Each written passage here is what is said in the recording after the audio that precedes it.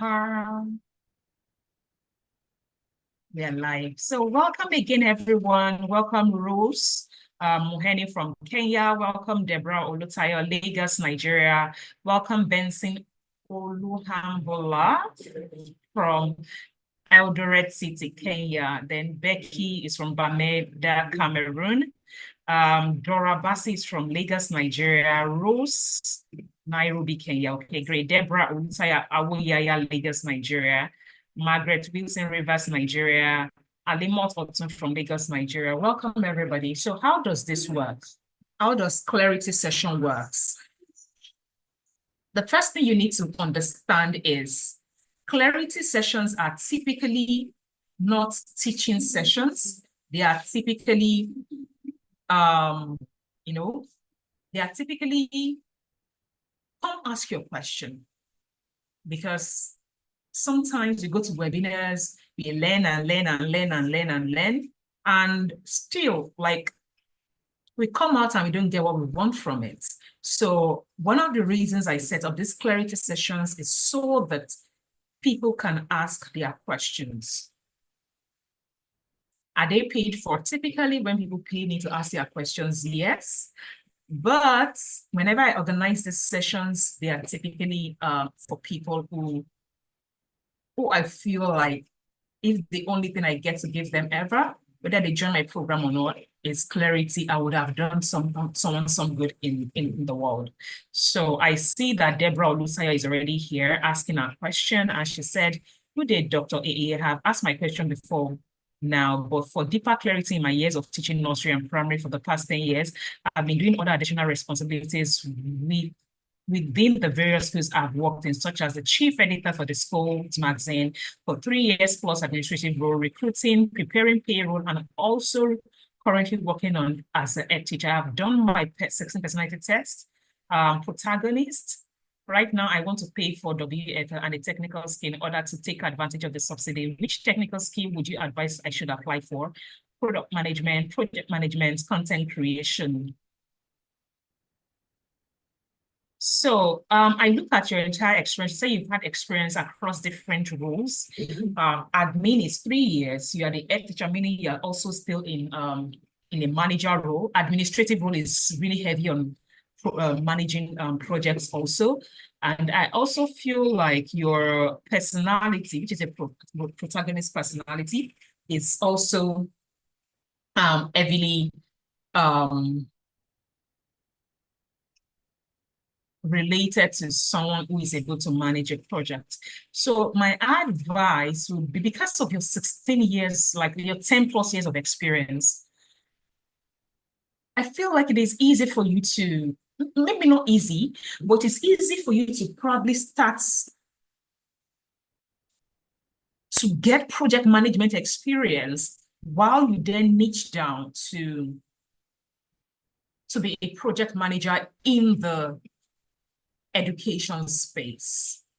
And I will probably share my screen to give you an idea of what I'm talking about, my LinkedIn screen, right? Because I was just recording a set of videos shortly before now. And just give me a minute. I think my assistant is the host. I want to reclaim host so that I'm able to share my screen. Great. Great. So I would advise you go for project management. So if you're in this meeting and you're wondering, let me give you a quick one. Can you see my LinkedIn screen before I continue? Who can see my LinkedIn screen where you have senior product manager, 2-hour learning, remote, $200,000 per year and things like that? Who can see that? Please just confirm you can see that so I can proceed with. So if you're in this meeting and you're wondering, okay, great. And you're wondering what exactly are we doing here? How do we ask questions? I always say, please do not ask me Google question. Google question is like asking me, is it true that there's 1 million jobs or there are 1 million jobs on LinkedIn? That's a Google kind of question. So I'll say, yes, it's true. Then how does that give you clarity around anything? You could have asked people that question, right? So I always encourage people to say, see, because again, Deborah has been in this session before, right? Can you see the way she typed out a detailed this thing of who she is, right?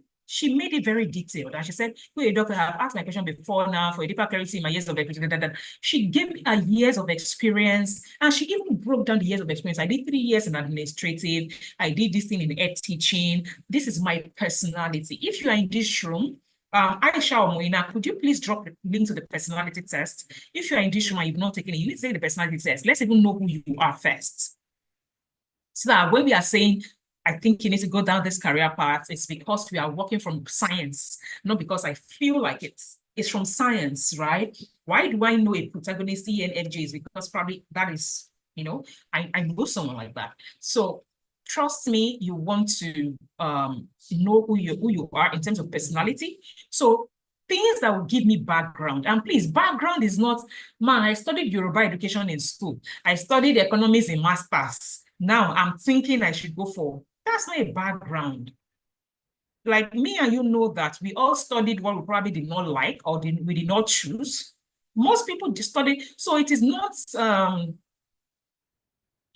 is not enough information for me to give you career advice. It's like you telling me you studied Yoruba education. Ma, what do you think I should do? I'll say, hey, go and look for teacher work in Yoruba and be a Yoruba teacher, because the only information you have given to me is your education, and education was not like, pardon me, I have 3 degrees, I have a PhD, but in the true sense of the global job market, education is not primary, like in terms of why should they choose you as a candidate. Almost everybody has a BS in something, so that is no longer a differentiator.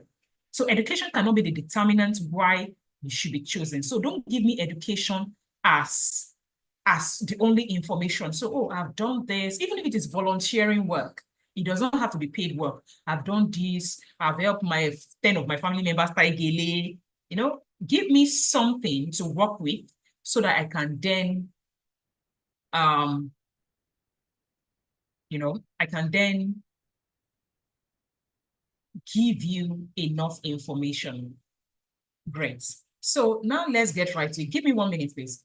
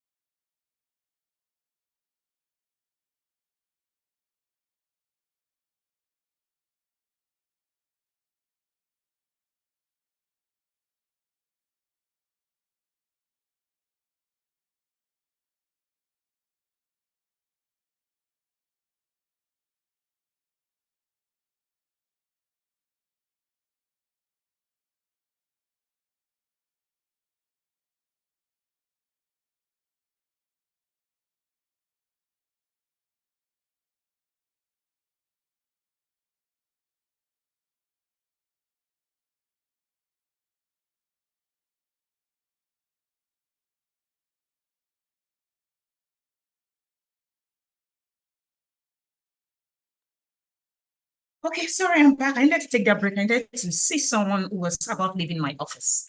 Okay, great. Now,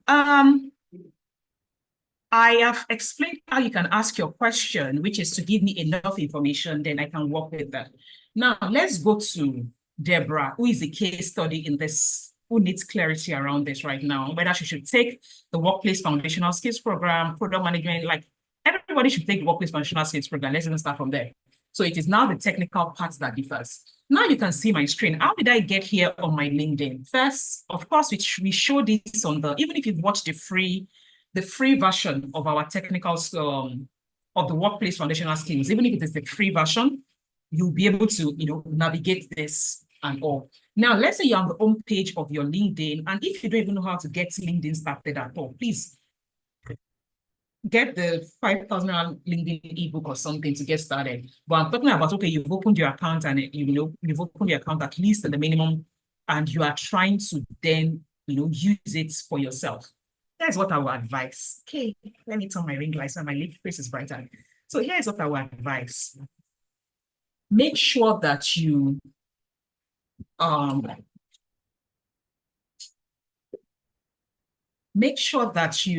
come here, click on jobs. So in our case, she says she's a school teacher who has been an administrator and everything. So I'll say school administrator.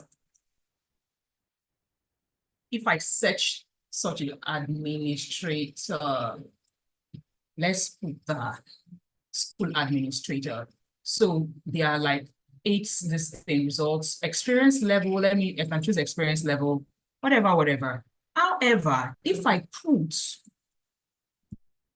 education project manager,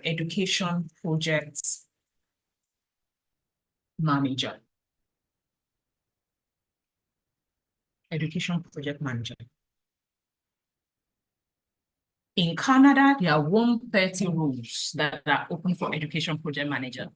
Because again, project management is what you can, like, our project management program, for instance, at the academy is 6 weeks.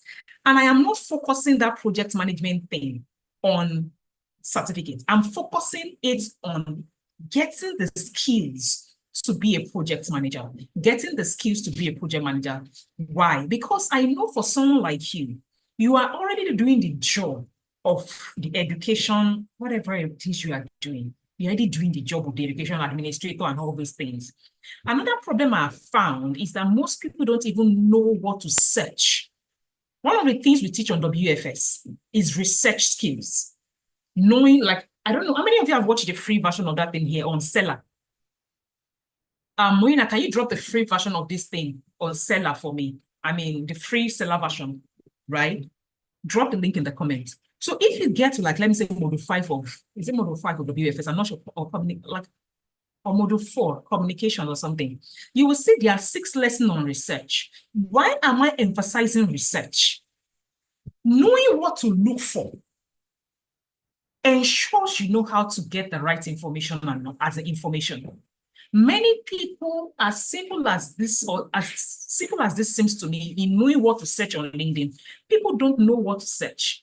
And that is a major challenge.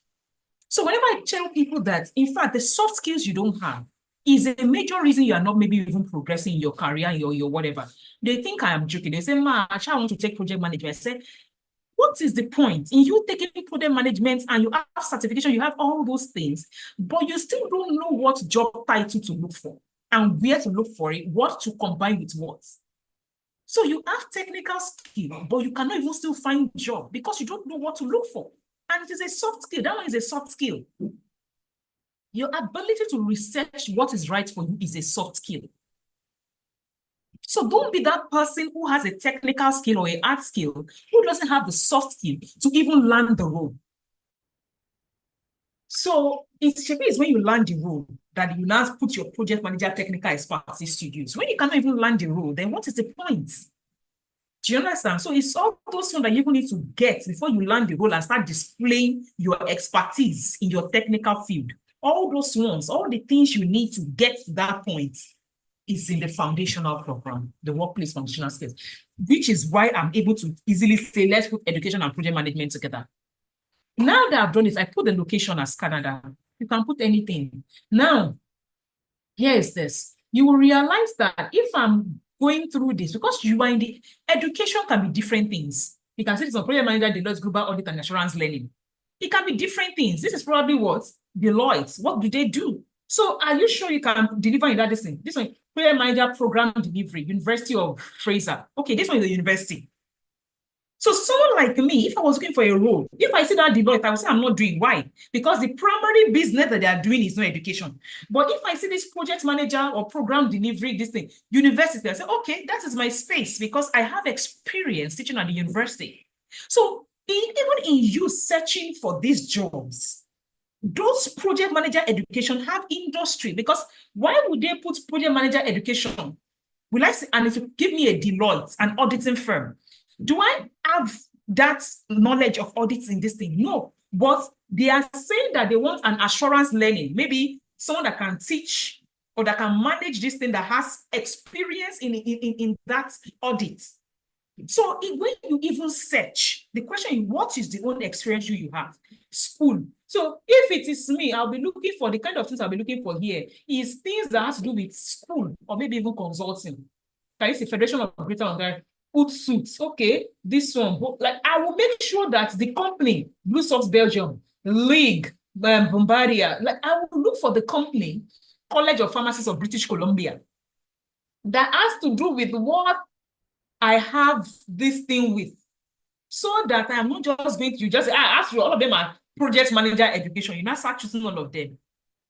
Let me give you an answer. You will see the way those two roles will differ. Let's pick project manager Deloitte and see what is there. You will be seeing the requirements for it. What do they need? What will you typically do? We are seeking an individual with project manager experience to oversee the development and delivery of innovative learning projects. The successful candidate will be responsible for managing end-to-end project plans.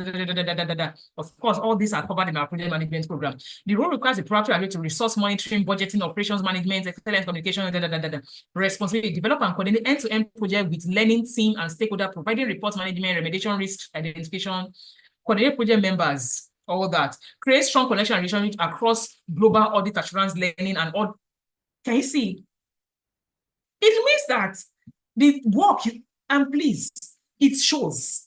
When I say it shows, when you see a project manager in a construction firm that has a background in construction, they are different from someone that did project manager that doesn't have a background in construction.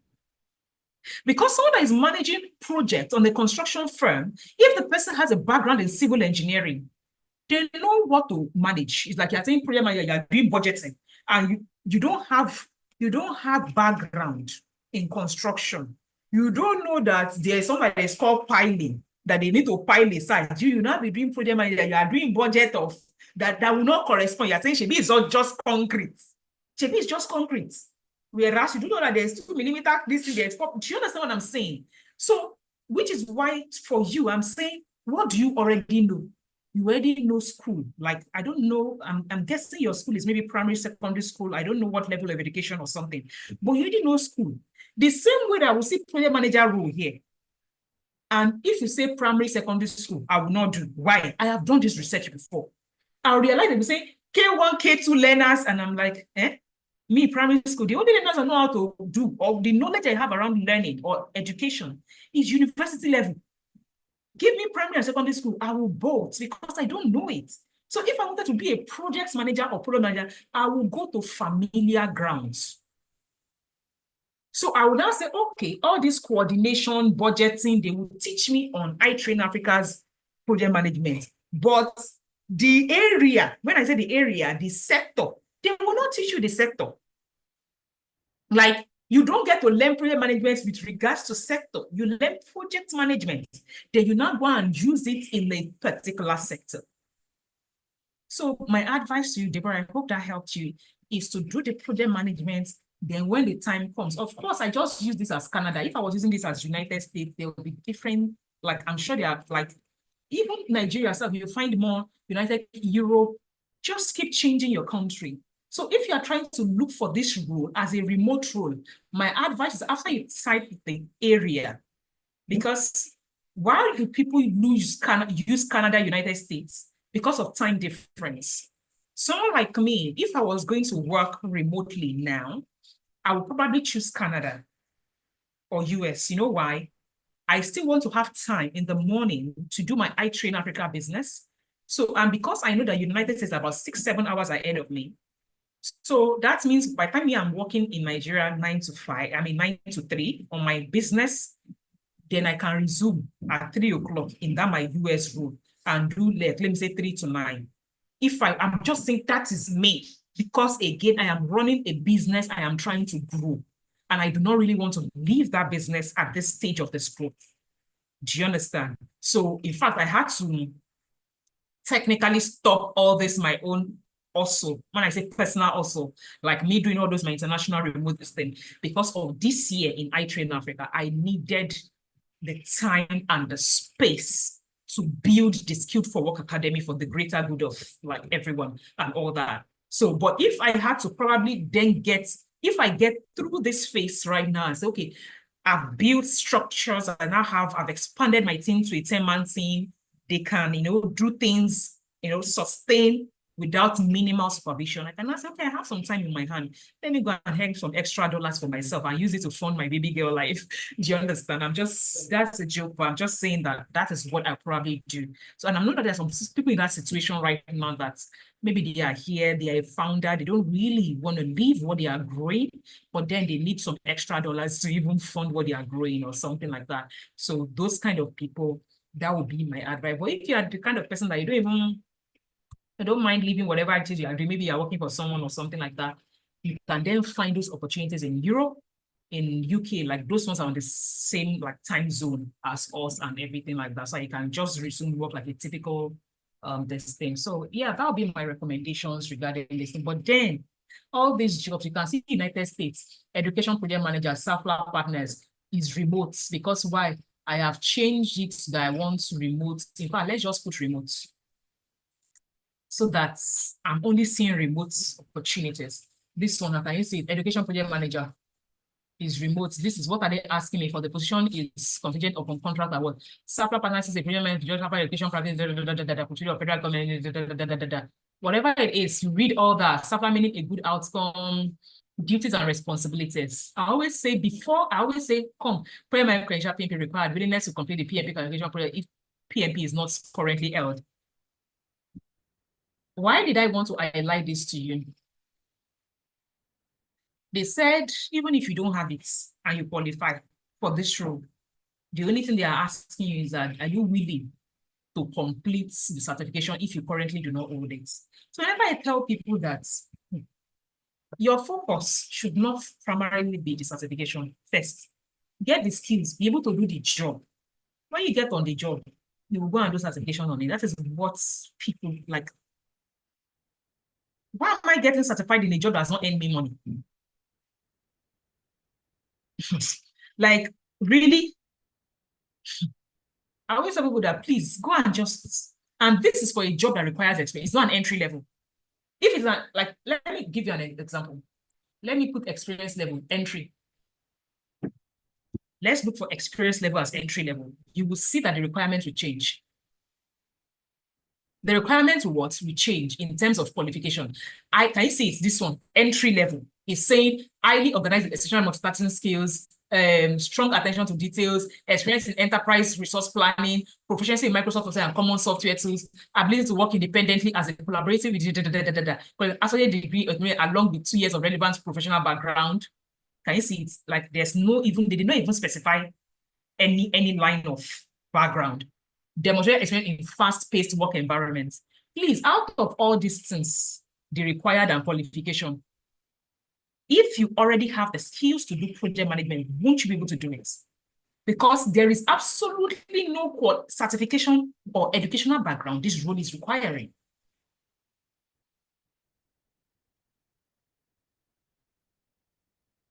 Can you see it? You can see this, right? It's saying, and of course, another thing I teach on this thing, as on my GOP program anyway, is like all other details. That's when I say GOP. GOP is an advanced program for professionals who are looking to use LinkedIn to attract opportunities to themselves. That is not in WFS, but there are other things that I now use to tell people on my GOP that do this in your skill section to optimize for this job, do that, and. That's a GOP totally. That is different curriculum for professionals with experience who are not trying to transition. But I'm just saying, basically, if you look at the key responsibilities with a project management knowledge, which is and skills, which is what we offer in our technical academy, you'll be able to do this job because the remaining things like education, it does not disqualify you. Qualification does not disqualify, like there are things you can do if you have taken WFS and the project management this thing. So you see this on coordinates, what are you going to be coordinate this thing and then to project all these things are covered and you'll be doing it. Now let's do localization project management, remotes, different things. 20 hours, 20 hours, IT project manager, IT support, all that, you can see that there. They are all remote, they are all entry level. So if I change this thing now to maybe Europe, you see another set. If I keep changing location, using remote, using entry level, because again,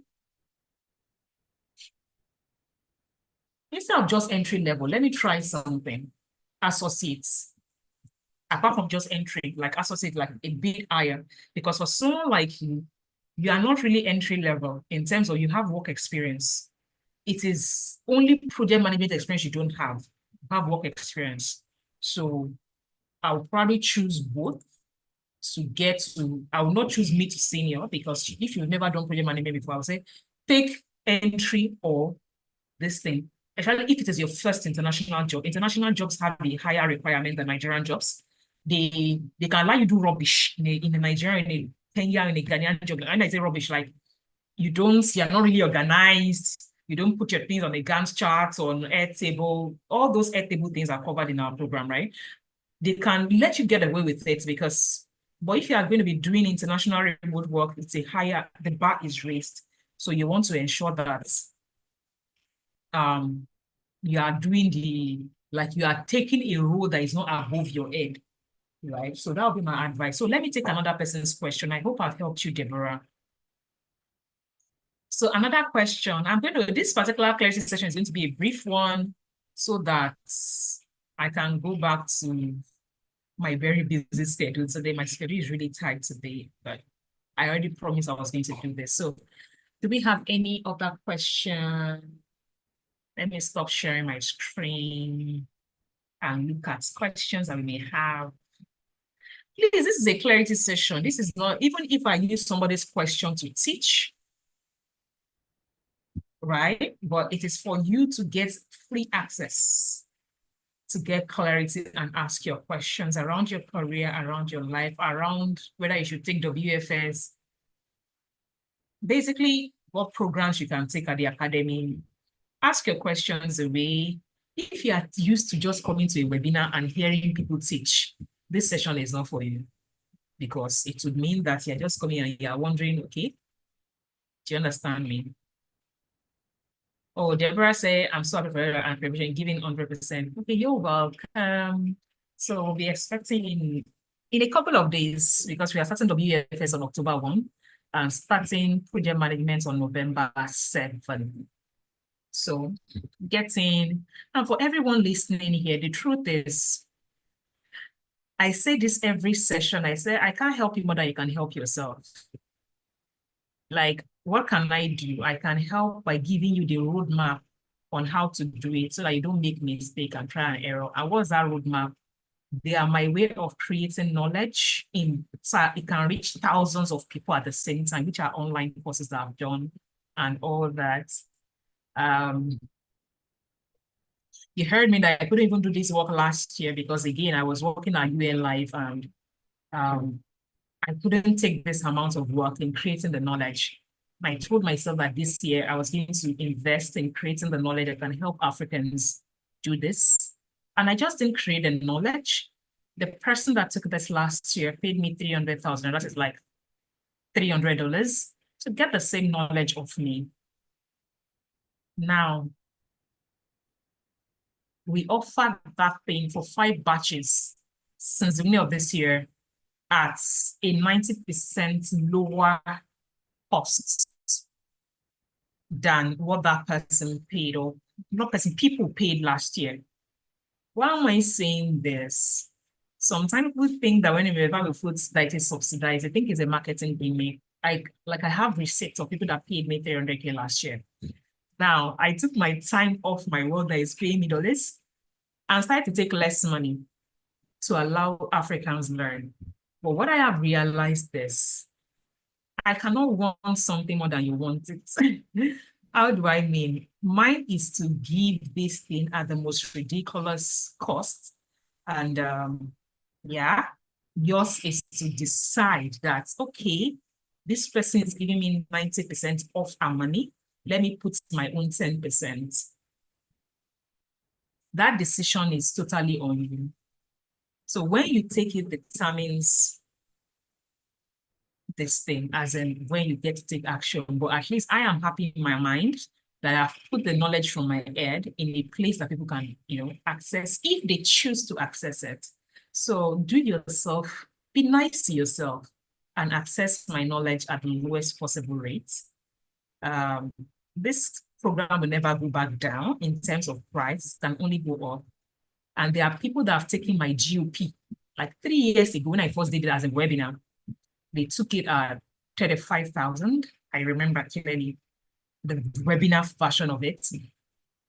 It went up. No, some people first paid me 35,000. I can't remember, 36 or 35,000. Then I created a program. The program went to 100,000. GOP is currently 260, and it is still subsidized because the very first version I created was a premium program. It was 500,000. Then I'll just decide, and that's what happens. Whenever I'm testing a program, I charge the full money for it. Then when I want to scale it, like I want it to reach everybody, I'll bring it to the crazy lowest amount. Then it starts to go back up.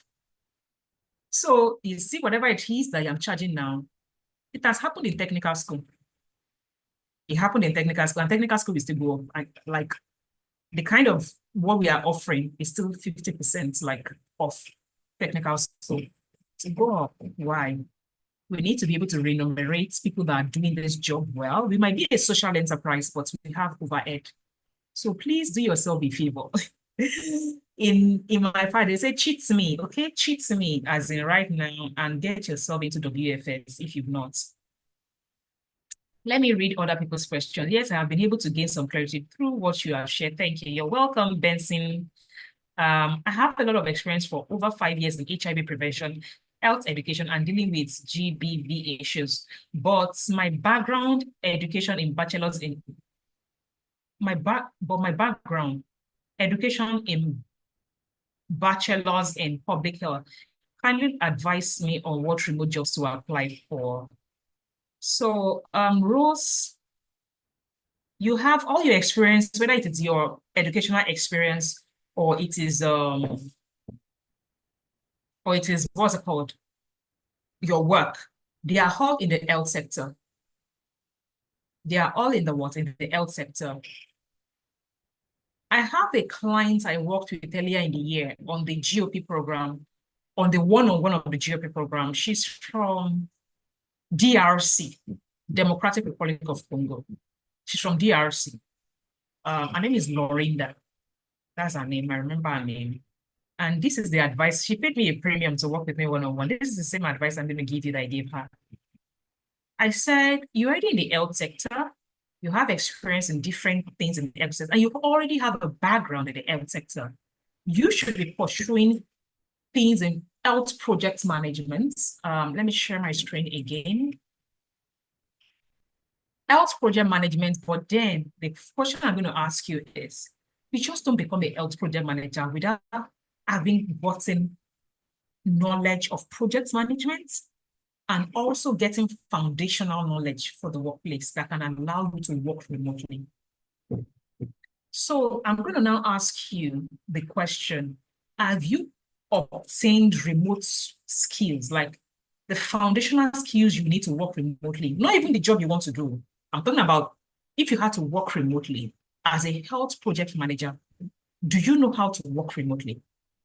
Because finding it, I will do search for you right now and you will find it. Finding it is the easiest part of this job. When you find it, health project manager, what next? Do you understand me? When you find it, what next? Are you skilled for it? So it's like you saying, I'm looking for money, I'm looking for money. But they now ask you, what do you want to use money for? Or so, something like that. You say, I don't know. So you find it ahead. So what next? And I always say something to people. Recruiters are not here to joke. They are here to look for someone who is competent in that job. They are not here to dash you money. They are not here to give you the remote job because you asked for it. They will do what is good for them. They are selfish about getting candidates who have the right set of skills. They don't care what your heading is. Are you competent in terms of skills? So please, here is what I will search for you. I will say health project manager. Can you see it? You will find them, lots of them. Health project manager. Can you see experience level? I chose entry experience level and I chose remote. And I'm seeing 498. If I change it to UK, you will see the number of things that will come up. Why? Because UK is deficient in the health sector. So I am seeing health project manager, like you will see it. The question is, are you skilled in it? So you have the technical expertise in terms of you understand the health sector. So what they are looking for is someone that has both the soft skills to work remotely, the technical skill of project management, and the hard skill of being knowledgeable in the health sector. You have one of three. 33 over 100 is F9. Do you understand me now? So if I give you advice, I say, go and be searching, Rose, go and be searching for this, you'll find. Finding is the least of your problems. So it's a kindly advise me on what remote jobs to apply for. Finding and applying is the least of your problem. The question is, are you applying for 70 and not getting them? If that is what is happening, then you first need to go back to the drawing board and say, what do I lack? And that is what I always say, gap analysis on the WFS in module 1, that the free one said, I thought you had to do gap analysis, like, what do I lack? Whenever I see jobs, there are some jobs that I am really eyeing, and I'll say, I'll go and view that job or a type of that job, and I'll say, this job, I don't have this, so okay, but I can get this. What did they? A home office setup conducive. Can you say you have like read through this job? 2 years of localization experience, ability to multitask, prioritize, ability to entrepreneur, persistent, exceptional attention to detail, high level of motivation. All these things they are talking about, have they listed any technical skill? No. All these things are still what? Foundational workplace skills. Soft skills. High degree of comfort with ability to quickly pick up cloud-based software. Can you see it? What do they mean by cloud-based software?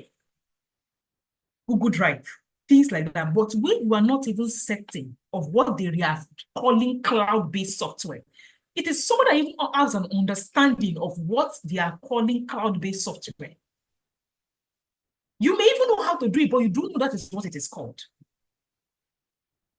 Bachelor's degree required. Can you see bachelor's degree? They did not even say any specific thing, just bachelor's degree. A home office setup for working remotely and the ability to work effectively as a remote team member. I want everyone to look at this thing. Ability to work effectively as a remote team member. What do you think they are saying? They will tell you, have added the meeting to your calendar invite. You'll be saying, they'll be saying you, please, can you check your Google Workspace for this thing? You'll be saying, yeah. They will tag you on Airtable. Let me give you an example of what I'm talking about. This is my Airtable for this week, right? See my team members, the workspace of my team members. Who created this thing for me? Like this Airtable is a project management software for coordinating teams and management. My intern that has gone through WFS and project management, do you understand me? My intern created this workspace.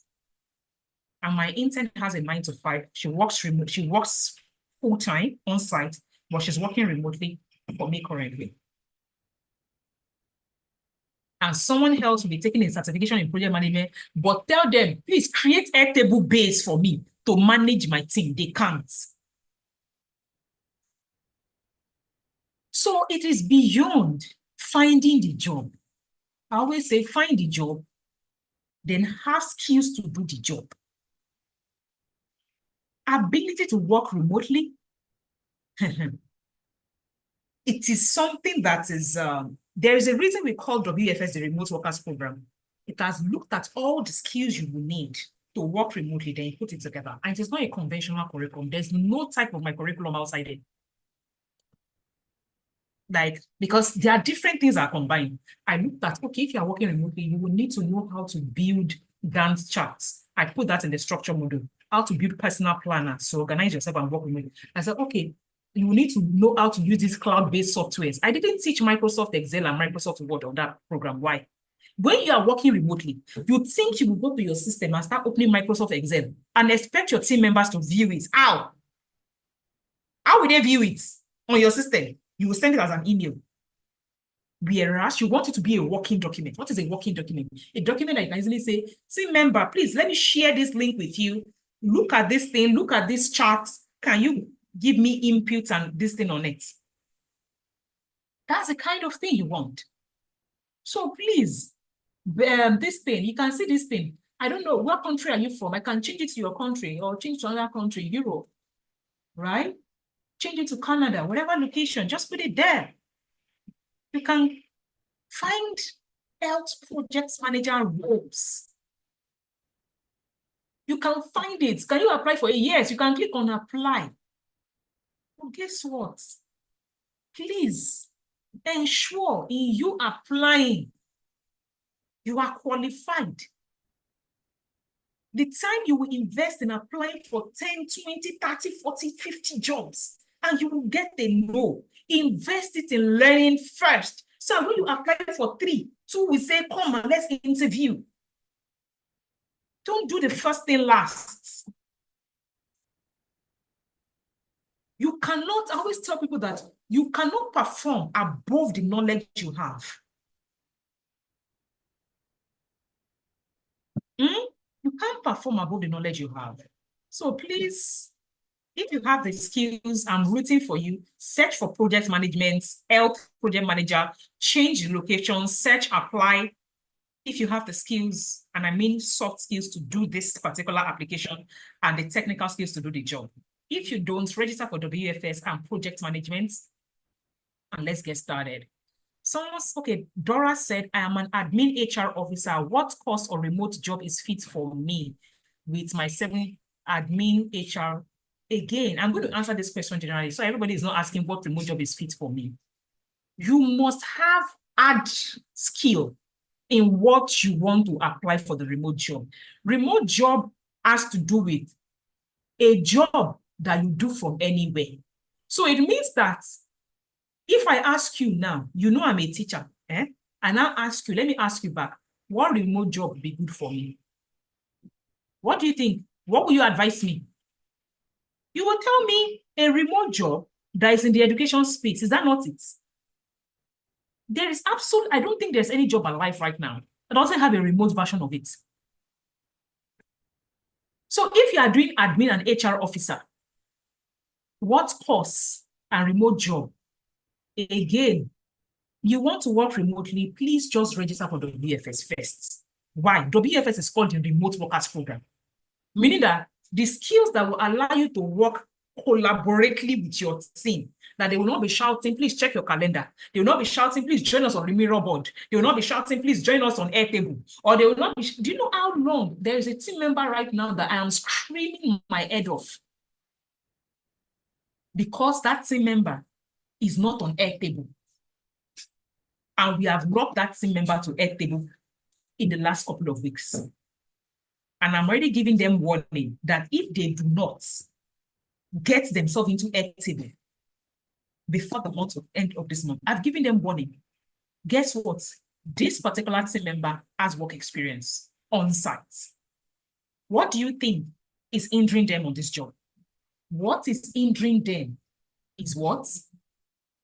Is their ability to be able to use this software that we use on our team to monitor our progress, because we are 10 people on my team, 6 work remotely. So it means that everybody needs to have a cover on what the next person is doing. Something as simple as anything, for instance, my content creator, she knows, because she's working remotely, she's a core member, she's a youth core member, she's doing NYC. She knows that if she creates a design for me, she needs to name that design. Because I don't want to come and be asking her, she's not in the office, I don't want to come and be asking her what day. She will put it September 3, September 4, September 5. All those small things are what makes my life easy in working remotely with her. Those are the small things I teach you on WFS. Like, if you are working remotely as a this thing, do this. If you're working remotely, use this application, use this software to organize your work. And those things, you cannot find it in the school. When I say that, you cannot find it. So ability to work remotely is because you possess a remote worker skill. Now that is one.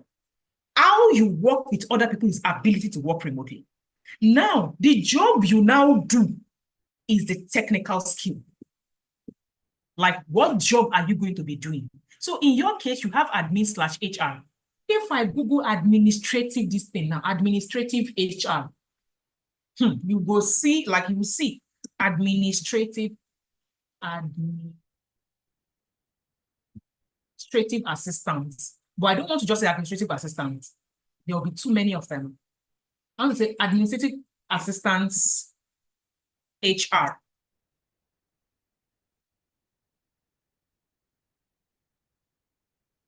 Let me change it from Canada to another place, United States.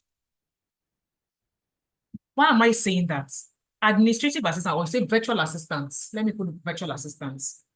Let me give you an administrative assistant first, right? Because you have admin and HR. So you should probably be looking at for things that has to do with learning and development, HR admin assistants. Can you see this? Let's click that. 23. HR admin assistants, meaning that you are looking to be an admin in capacity that the kind of things you'll be supporting on to be what HR this thing. The HR admin will provide essential support to HR administrative team, ensuring smooth and efficient day-to-day operations. As a through support role, this position requires salary range 45K to 55K, because again, I put entry level. Provide daily administrative support for HR admin as directed, support benefit enrollment and answer employee questions related to benefit and packaging, work directly with HR manager, assist payroll coordination, assist processing expense reports, assist in this thing. Maybe one of the things you will do, because I have someone like that on my team.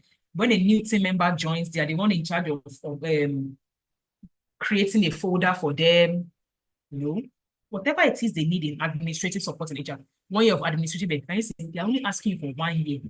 So instead of me putting experience level as entry level, I can put this thing as middle to senior. Let's search and see if we have more results.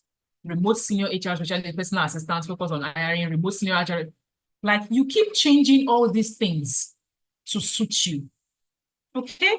But first, you need 2 sets of skills to do any job that is remote. You need the remote worker skill, which is covered in WFS, and you need the technical skill of the job you want to do. You cannot have one and not have the other. It is impossible to do that job successfully. You must have it. It's non-negotiable. Okay? So I would say you're already an admin, you know the work you want to do. Now search for it on LinkedIn. Register for WFS if you have not already done that. So you can now get the other part of the skill you need to do the job. Good day, ma'am. It's my first time here. I just took the personality test. It shows I am a mediator. Just like, though I'm trained in real estate sector, currently working 9 to 5 job. I have worked in the educational sector as a teacher and a principal. Which of these courses will you recommend for me? First, It doesn't matter what you are doing in this room. You must take WFS, because whether you're going to be working remotely or you are working on site, you want to be able to work in a company that is of global standard. You need WFS standard. So my recommendation, start from WFS. Now, the second part is now like, what technical skill do you have? So in you doing a remote job, you are doing real estate, for instance. Let me give you are doing real estate. You say you're in real estate sector. I'm trained in the real estate sector. Real estate is a sector. What job are you doing in real estate? There are people that are sales executive, right? People can be in real estate and they are doing something else. They are accountants in real estate. It's like saying, man, I'm trained in the education sector. In the education sector, we have teachers. We have administrative assistants. We have even people that are sweeping floor in school. So when you say you are trained in real estate, in what capacity? You say, I'm trained in the health sector. In what capacity? Nurse, doctor, in what capacity? Same thing, say, I've worked in the educational sector before.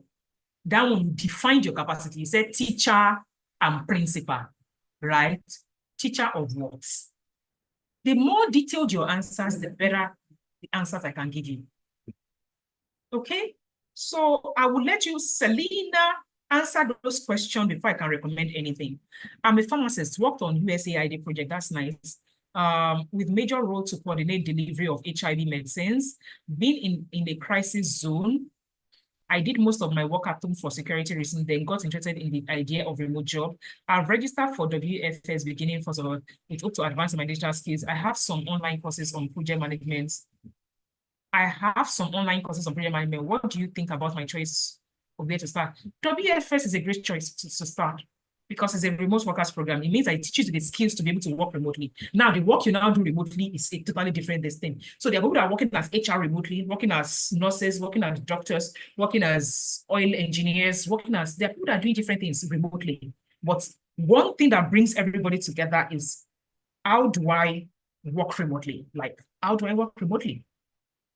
Like, how am I sure that when they tell me to work remotely, I'm not frustrating my team members? Do you understand that kind of thing? Like all the other things that you need to do to ensure that, like I said, there's a team member of mine that is frustrating me, not because she's good at the job in terms of the skills of the job. She's not good at workflow. Why? When I say workflow, what is workflow? When you're working remotely, for instance, when my team members are working remotely, I will say, this is how we do our job. Let's say, for instance, let me use the contents department of my organization. We are 4 in that content department. Someone is creating videos and graphics. Someone is creating articles for our LinkedIn, our blogs, and things like that. Someone is creating testimonial kind of content, telling stories. And they all need to, and there's a social media person that is posting. I wish I could show you like when we are working remotely, we have to establish a workflow to say, you must have delivered this content by this, so that the graphic designer can design on this day. You must have this thing. And we don't have to talk to one another to establish our own person. Why? How do we know when the person is on the job? How does my assistant, rather my social media manager, know that I have reviewed the content? Is because I have shown them how to do that, like without talking to me. So if my social media manager gets to the sheets where we currently create our content and do the workflow, she knows when I have reviewed the content without talking to me. She knows when the graphic designer has created without talking to the graphic designer. So if she gets to a sheet, she just needs to look at that sheet, look at the level of approval, and she'll get back to me and say, Ma, you've not approved Monday's content. Or she will reach out to the other person and say, you've not designed, because she knows the level of work. Because again, how to work remotely, everyone on my team is on. Now, the new team member that I said joined me this month, I can already see the gap. I can already see the gap. Why? the skills to understand how to communicate. Whenever they say communication skills, it is not that rubbish that they will define for you people in school and they say communication is passing on the message and person receiving it. The question is, what is communication in the workplace? I ask you to communicate the level of completion of your work. So you'll be calling me every time. Doc, I've now done the graphic. Doc, if a team member in my team calls my phone, I'll be afraid. You know why? It must be urgent. Like you're calling me on the phone call. It must be urgent. What happens to following the process in which we have created to ensure that I know when your work is done? How do you communicate? Communication in the workplace in the remote scene is different from. So I want to show you my Slack. I'm working remotely with 5 of my interns. This is Slack. You can see my Slack now. It's trying to log in and all that stuff. If I want to see where they are, I simply go to Slack. I'm not calling them and saying, but most people are used to working in the local scene and they'll be calling their boss. Ma, have you sent that memo? Ma, have you da, da, da, da, da, da, da. It doesn't work like that. So please, those are the kind of, whenever some people tell you soft skills, they don't mean it's like how you list it on yourself and say, I have soft skills. I have great communication skills. And see, display it in the workplace. When they tag you on Slack, do you respond? How do you respond? Do you know the category of communication that should go on Slack and the category that should go in an email? Communication is beyond saying I have communication skills, okay? So communication skills with regards to working remotely is a different ballgame, okay? So Becky, you're on the right track regarding WFS. Do that. And especially because you're a pharmacist, my advice would now be that you take project management subsequently, like starting November. Why do I recommend that for you? I worked again, because I'm always working with professionals, like high-ranking professionals. There's this professional I work with. She's working on an emergency response project, an international emergency response project in Malawi. And while we were working together, she was working with me on the GOP program. That's for experienced professionals, right? And I recommended to her like certain things she needed to learn, and she did. I don't want to discuss the details of that, but one thing you should take away from that is working in places like USAID and things like that. In fact, I always tell every like an experienced person who is at the middle level of their career, going to senior management, to take project management. Why? At that level, by default, you must learn how to manage projects. Because when you get to that level, you must manage humans that are working on something. Humans are working towards a common goal, towards something that has a start and stop dates, and that is a project.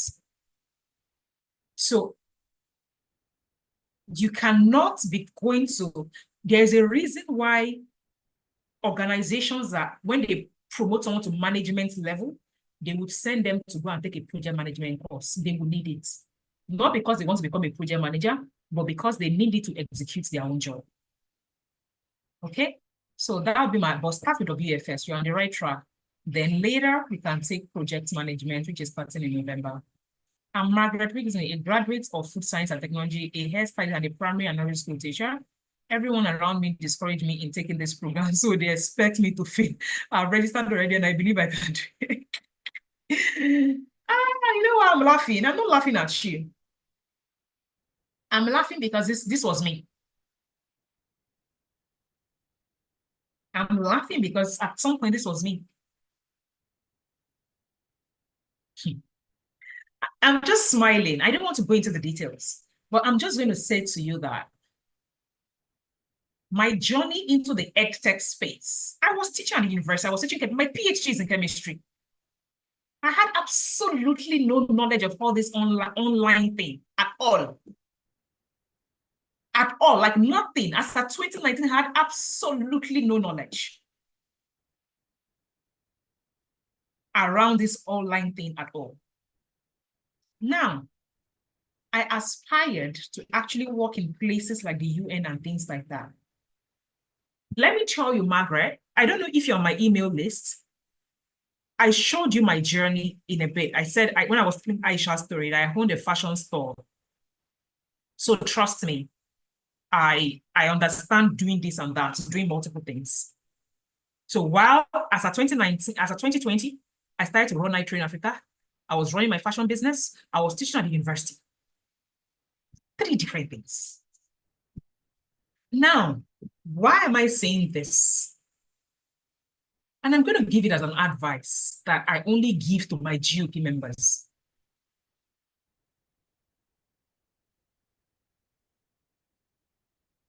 No one sees what you see, including your spouse. And you don't have to dislike them for it. You are the owner. You are the one that is seeing it. They are not seeing it. So it's hard to explain it. In my case, how much are you paying? How much did you pay for this thing? $40. In my case, the course I needed to take to get me started on this journey, and I said get me started because I paid for several others after that.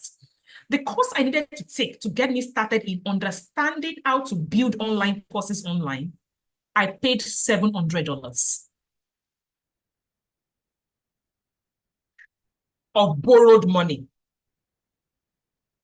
I paid what? $700 in December 2019 of borrowed money. Why did I have to borrow that money? I was running a fashion business, but everyone knows that when you're in a fashion business, I had a clothing store, I had a fabric store. I had used all my money to get inventory, fabrics into the store. Number two, I was restructuring my business that year so that I could launch iTrain Africa in 2020. And for me to restructure my business, I needed to build a new website. So I paid a website developer 250,000 naira. I spent my money in developing that business. So I was low on cash. Then I came across this particular coach who was the color queen of online courses, who had been creating online courses, and she teaches people how to create online courses of global standard. And I saw that the money was $700. I did not even have the money. Could I explain to my husband that I was teaching at the University of Lagos then? I was doing well in my fashion business. Nothing was wrong. In fact, I was building websites, I was employing staff. I will now tell him that I wake up one morning, please borrow me money to register for an online course. In 2019, now it is better. After COVID, people understood what online courses meant. Like people now learn online webinars, even old people. In my case, it was 2019. So explaining online course to people then was really hard. And now someone now look at you that you did not tell me you want to go and do international masters or anything. You carried $700 to go and pay someone to teach you how to do something online or whatever. Could I explain it?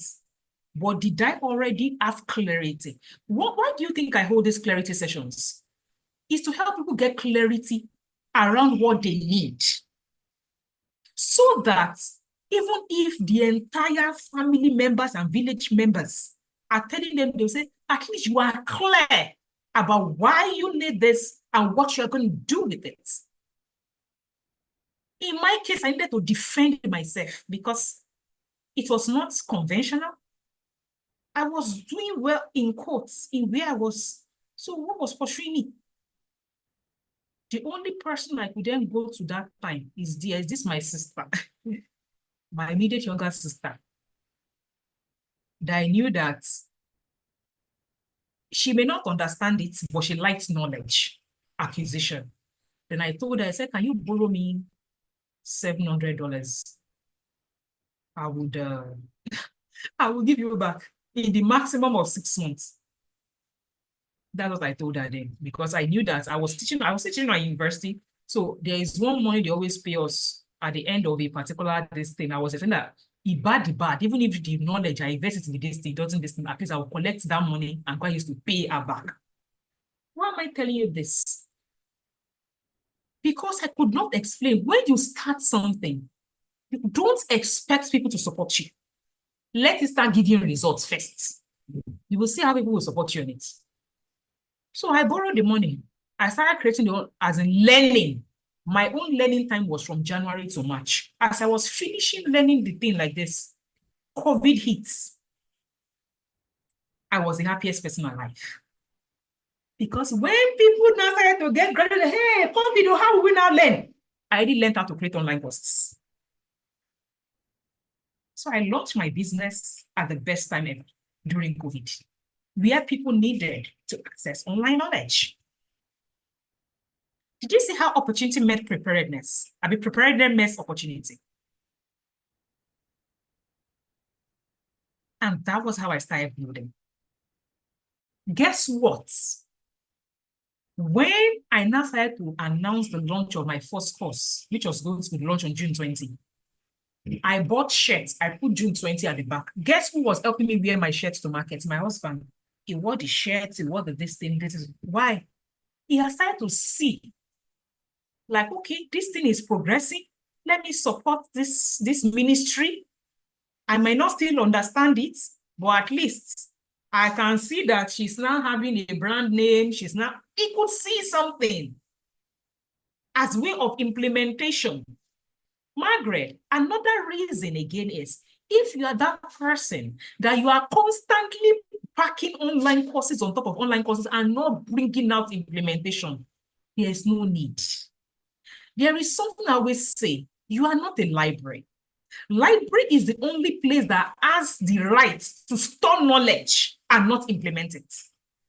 Stop paying for courses upon courses you will not implement. So if you're a kind of person that is what you've been doing, that is your stock in trade, people will not take you seriously because they say, oh, another online course. My course is not like that. I always say, like, my course is a blueprint. Not course, my program is a blueprint.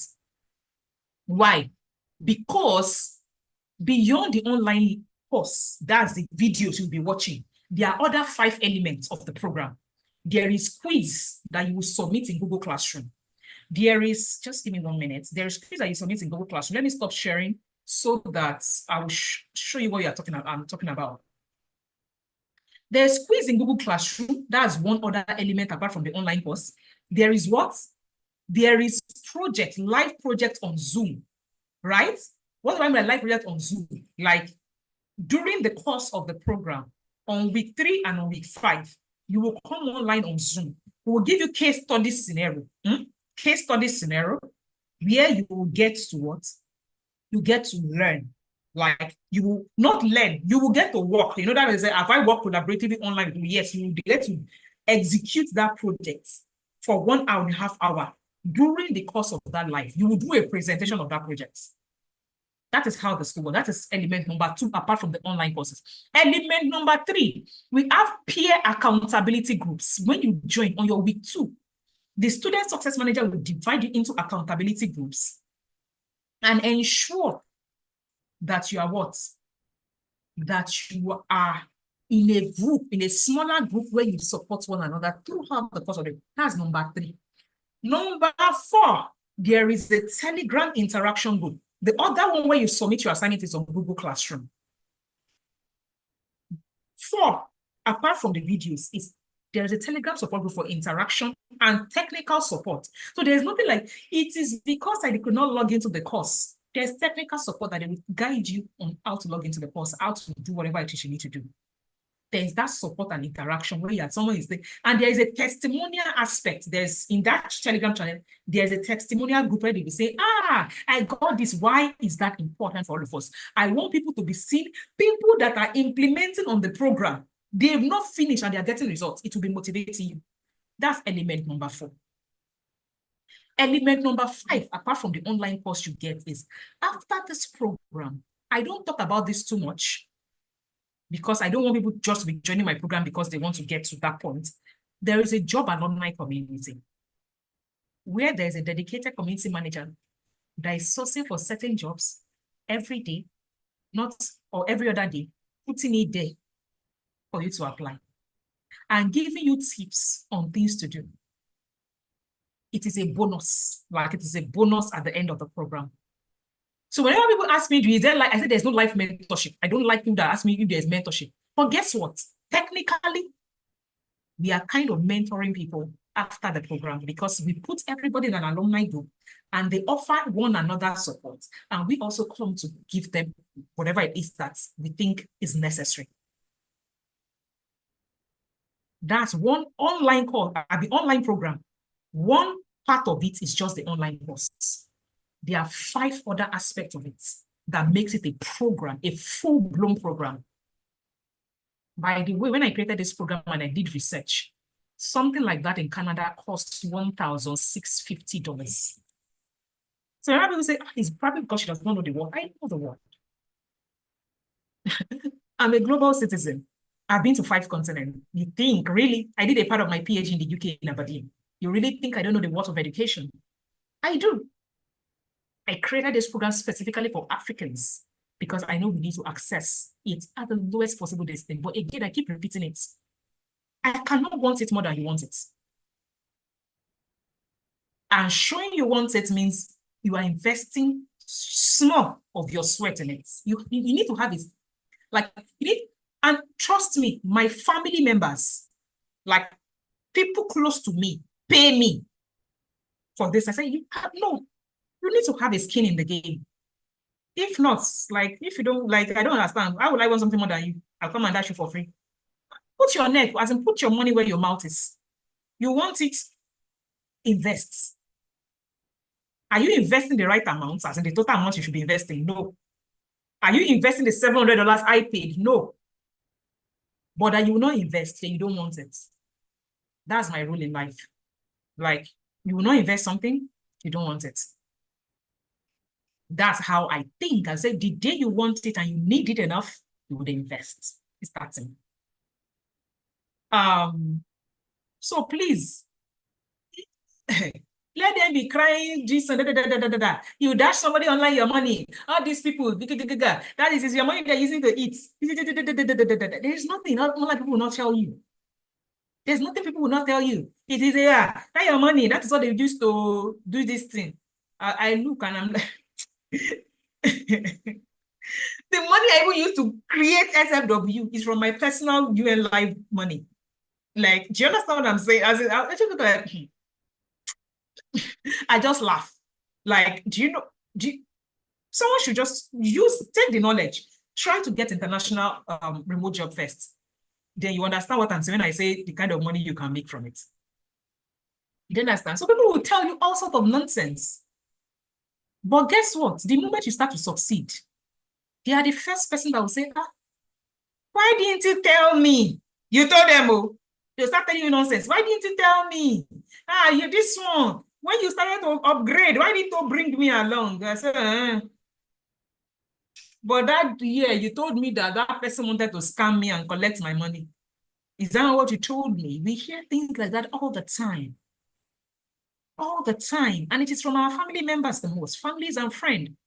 And they don't really mean bad. They just don't want you to get duped of your sweat.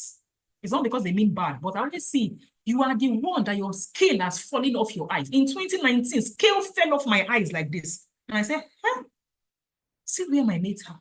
Like, see what I don't know. Then I started to gather all my money, started to invest in my personal development. Invest heavily in my personal development.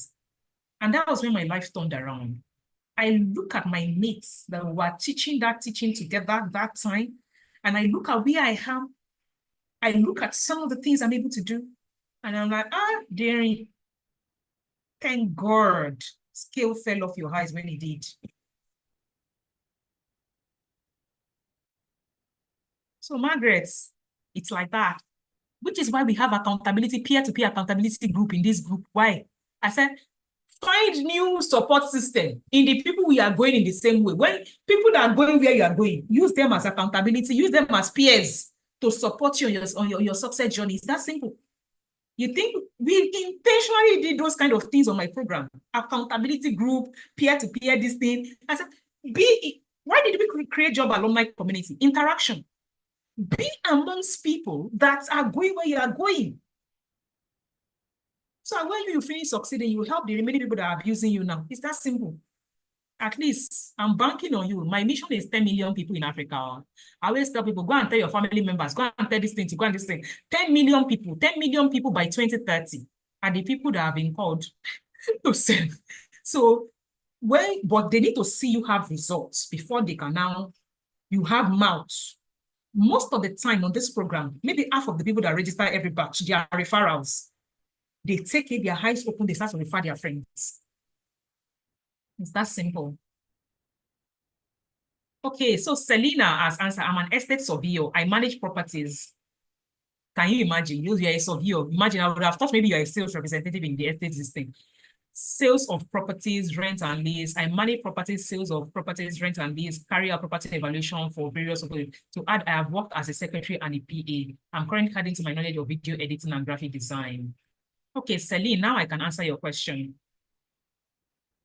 So, Celine, my advice is start with WFS.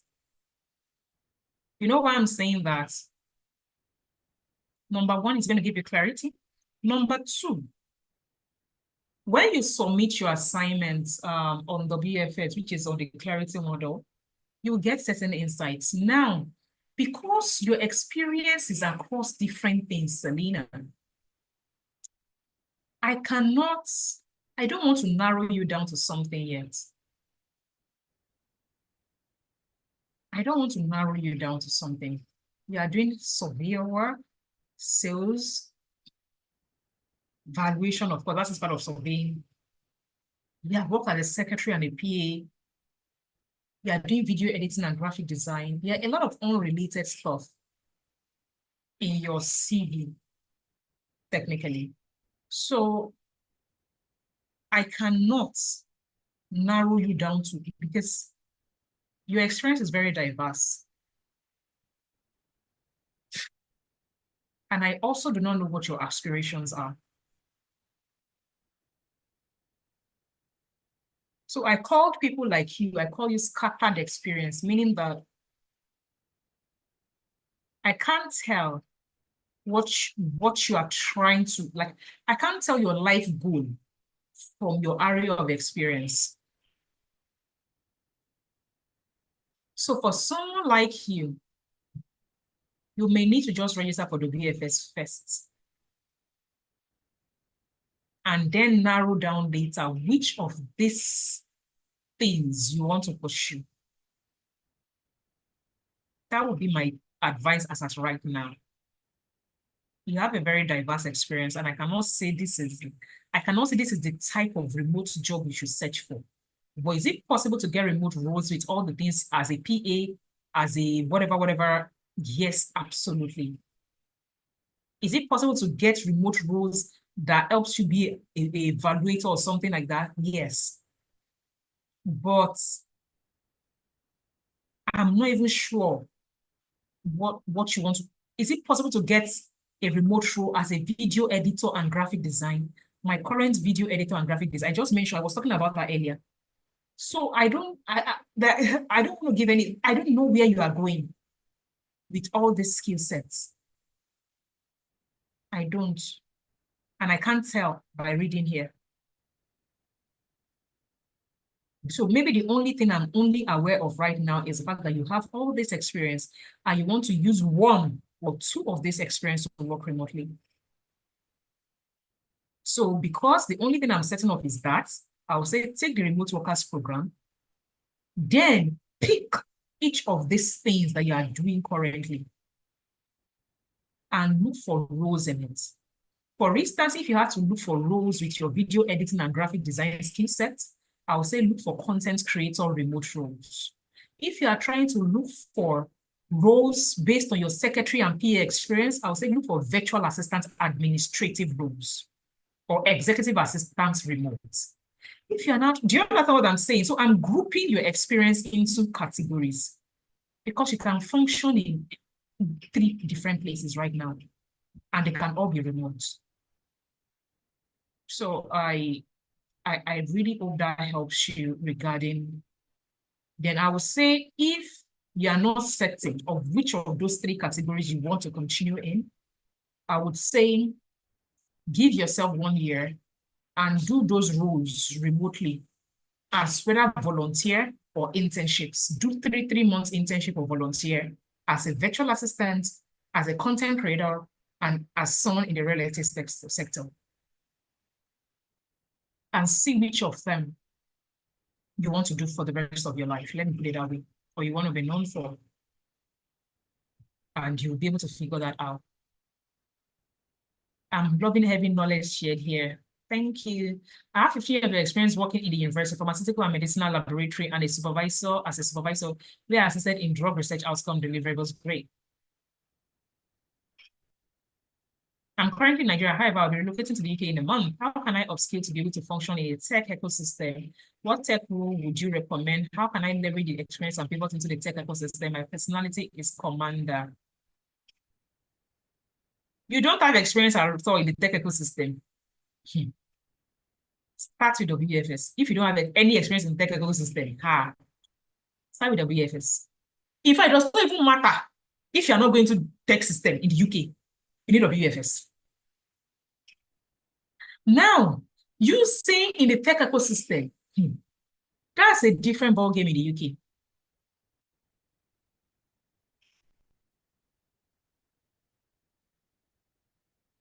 Tech ecosystem is a big ecosystem. In fact, tech is not an ecosystem. Tech is an enabler of other systems. How do I mean? Project management is a technical role. They will say a no-code technical career path. Product management is a no-code technical career path. Technical content writing is a no-code content career path.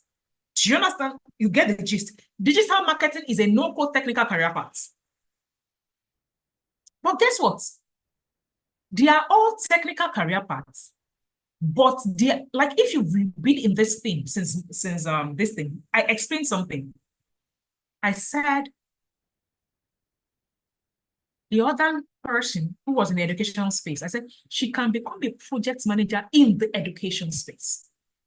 Meaning that the project management, which is a technical career, is going to be enabling her in the education space. Same thing, the other lady in the health space. I said, she's not going to be becoming a project manager in the health space. Tech is an enabler of other sectors. It doesn't have an independent sector. The only people that I can say is technically independent is like people that are actually developing the programs and the apps, like the people that are doing the coding, that are coding and doing programming and developing apps. But every other no-code technical career, when I say no code, you don't do any coding, but you are supporting the tech space. Whether you are doing, there are people that do technical support, administrative, like, how do I mean? People create applications, apps, softwares, and everything like that. Their job is to ensure that they are offering technical support to their customers that are using it. For instance, I buy a software. What's that software? I buy WordPress or something. And I'm having issues setting it up. If I call customer care, do you think it's the app developer that is helping me? It is the technical support person on that team. When I say technical support, they are actually administrative people, but they are technical administrative people, meaning that they understand the app very well, how to use it, that they can now offer technical support on how to use it to me. It is not the developer. Do you get it? So whether it is technical administrative assistant, project manager, product manager, technical content writer, all the no-code careers in the technical space are actually enablers, or they are doing their work in another sector with the help of tech. It is tech-powered. They are not the tech experts. Please, that is different. And why do I keep teaching these no-code technical careers? It is because you don't need a core technical coding, all those things, or all that programming to pivot into it. You simply need to take probably project management, digital marketing, content creation, all those things, to then now go and use it in a sector that needs you or that you're familiar with. So if I'm looking at you, the first thing I would advise you to do is to do what, based on your experience, supervisor, laboratory, and all those things, what is deficient in the UK? The health sector lack health workers. Let's start from there. They lack health workers. So it means that in the UK, you need to now ask yourself, based on this, okay, let me probably share my screen. You need to now go to LinkedIn and go and search this. Let me clear my this thing. Reset. I want to reset. Reset.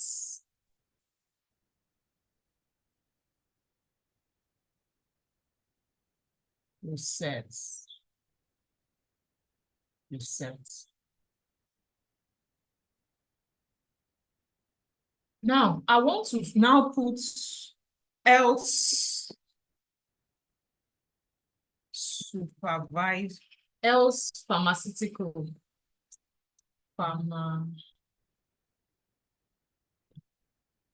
Give me a minute. I need to reset all filters, clear all, so that it goes back to original listing for me. Reset all filters. Great. So now I want to put pharmaceutical, right? You see what I just did? Because in your case, it is an industry, pharmaceutical industry. I'll now come here. I'll now put United Kingdom. You are seeing it. United Kingdom. Reset. Show results. I don't know what your experience level is. Let's put, okay, show results. There are 1,476 open roles in the pharmaceuticals. This thing I'm doing is part of what I teach on my GOP. That's good opportunity for them. You will now go and start looking for which one is familiar to you. Like, which one are you familiar? Anyone you are familiar with? I don't know what your job role entailed in that thing, but this is pharmaceutical. Let me try pharmaceutical supervisor. If there's anything like that. It's 3, therapy manager, GCP,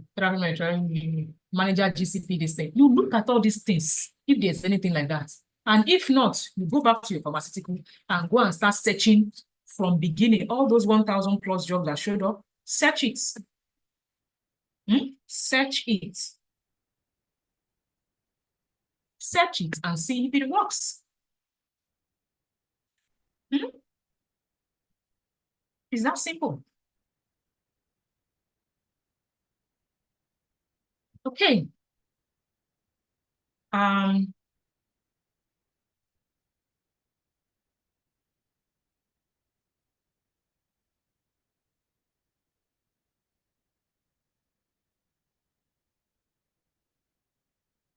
Good afternoon, Doc. I'm an agriculturalist with a biotechnical skill. I studied in crop protection and environmental biology for BSc and MSc program. After the completion of my bachelor's degree, I have had biotechnical hands-on experience in the bioscience sector geared towards achieving sustainable food sourcing.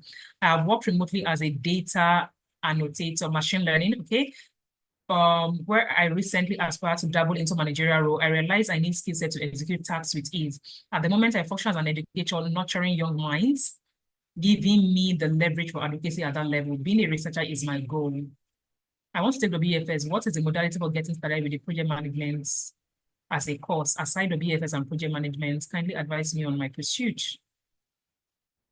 Moina, please, can you just drop modalities for getting started first is you will enroll. WFS starts on October 1. How does the course work? On September 30, the access will be given to the module 1 and 2 of the course. Let me share another screen so I can explain the modality of how that works.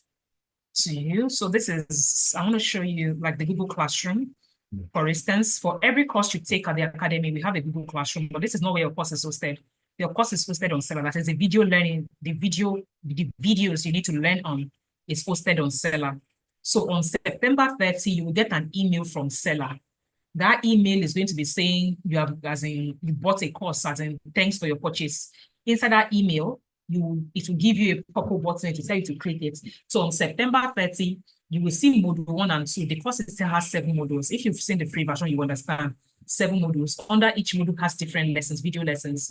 As video lessons. So those video lessons, I'm trying to see. Moina, please, the free link of the Seller video lessons, can you drop it? Okay, I want to check. I'm looking for the free link of the video lesson so that I click it, you understand how the video works with regards to the course parts, but regards to the submission of the assignment. So for every, let me go home. When I say home, this is like when we are grading their assignment and things like that. But if I go home, for instance, to this thing, every school, can you see it? For each program you take, you have a classroom like that you are in with your classmates. So if I take, like now, project management batch 2, we have created a classroom for it. But when the program starts is when you get access to inside this classroom. How you get access to the classroom, we will tell you at the orientation session, right? We give you a class code, you download Google Classroom, we give you a class code, you get into the class and all that stuff. Now, for instance, batch 3 of WFS, I want to show you maybe batch 3, for instance. This is batch 3 that ended a couple of months ago. If you go to their thing, all announcements is there, blah, blah, blah. Every announcement is posted there. So even if you miss it on Telegram, and when the Student Success Manager posts an announcement on Google Classroom, you will personally get it in your email. And every student needs to create an academy email. Again, your academy email, we explained it in the module 1 of we'll explain it at the orientation session what academic email is and what you need to do. Now, because each class has classwork, when I say classwork, on the even if you watch the free, for instance, even in module 1 of the classwork, like even in module 1 that is free, we said, oh, you submit your personality test. So this is where they submit. Like this module 1 now, and you cannot see another person's assignment, so you cannot copy because you can only submit your own. Like when they give you like this assignment now, if you want to submit, can you see due date? There'll be due date and everything like that. So again, the program is self-paced, like the courses, the videos. So on 30th of September, we give you access to the videos for 1 week. And you can understand the videos you need to watch. If you're not asking, which videos should I check? Should I watch today? Which video should I watch today? We have a schedule that we give you access to. Like this is the schedule. We tell you on day 1 of this program, watch onboarding session, watch meet your instructor on Seller, watch this, watch this. On day 2, watch this, watch this. We are guiding you. Again, I'm a very organized person. This is me planning your life and say, do you have 1 hour today? That 1 hour, the 1 hour you have, is it when you are in the toilet for men? I know you spend 1 hour in the toilet. Is it when you are in the, like that 1 hour, just plug that into your hair so you can take your lessons for the day on Seller. So all the lessons you would take for 1 week would have dropped it for you on Seller. The lessons you will take in the following week at the beginning of, so your week now, October 1 is a Tuesday. So that means your week starts on a Tuesday. So that means the following week Tuesday will grant you access to another set of videos for module 3. Can you see, this is week 1 schedule. Week 2 schedule, can you see all the things you will learn? But the videos are not here. This is a schedule. It's like a planner to say, or you are telling your child, today, do assignments 1, 2, 3, assignment 2. So instead of you to not be using, again, I practice remote worker skill. I don't use mouth to tell you that. Today, you are watching, we will give you access to this schedule and say, okay, it's like me planning your life for you to say, watch 3 lessons today and you are fine for 1 hour. Watch 3 lessons tomorrow. However, there are some professionals that will say, all my lessons for the week, I'll watch it on Friday nights. That's my own Netflix. That's fine. which is why whenever we are giving deadline for assignments, we give it to ensure that weekend has passed. Then we then mark it. Do you understand? We give like 1 week ahead of this thing. So if we give you lessons for this week now, and the assignments is like, we'll ensure that the assignments, the time we give it to be due is like at least almost a weekend ahead, things like that. Now, you will now come to this classroom and submit the assignment. This is the schedule that I just clicked on. Again, how to submit the assignments, the onboarding will show you how to submit assignment on the Google Classroom. You put it in a Google document. What is a Google document? We teach you on the program how to create Google document, Google folders, like basically get you. I created this program as an immersive program. What is an immersive program? I'm teaching you tools to use in the remote workspace, and I'm making you use it on the program. So even if you cannot boast of anywhere, when you finish learning the BFS, say, have you used these tools before? You will say, yes, I used it to submit my assignments. I used Google Classroom to submit my assignments. I created Google Documents to submit my assignments. You would have used it on the program in the minimum. Not that you go and learn it and keep it. You will learn it and you will use it.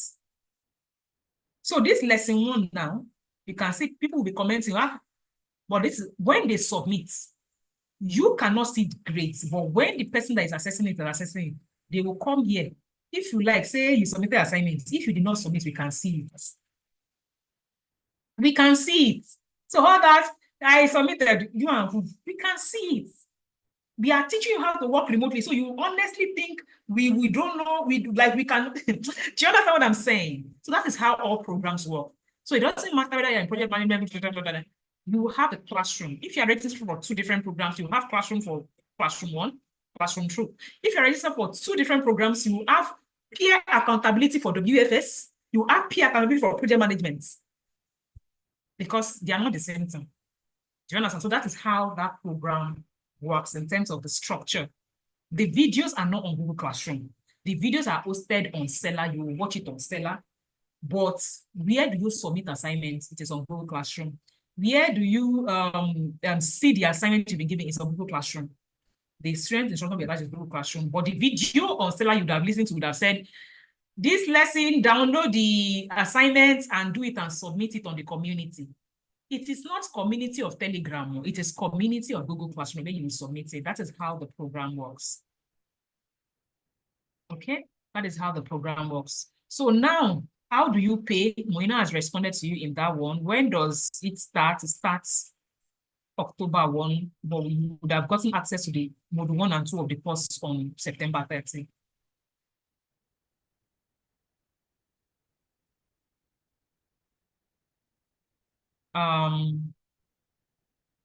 Then regarding your biotechnology, I was even going to say it as I was reading this thing as your goal is to be a researcher. I was going to say, before I got to that your goal, I was going to say, you know what?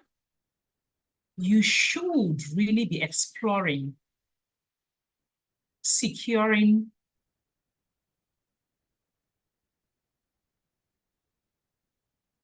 how do I explain it? Research or academic opportunities in biotechnology. There's loads of money in biotechnology. If I ever go back to research, that is where I'm going.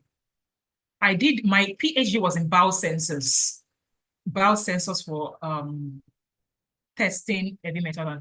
And I know, and I worked, biosensors means I worked on enzymes, everything like that. Like it's a whole lot of shit, but I'm just saying. So I know what I'm talking about when it comes to me saying there's money in biotechnology.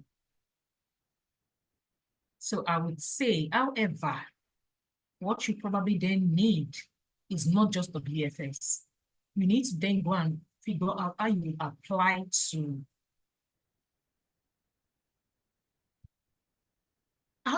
to academic institutions with funding for biotechnology.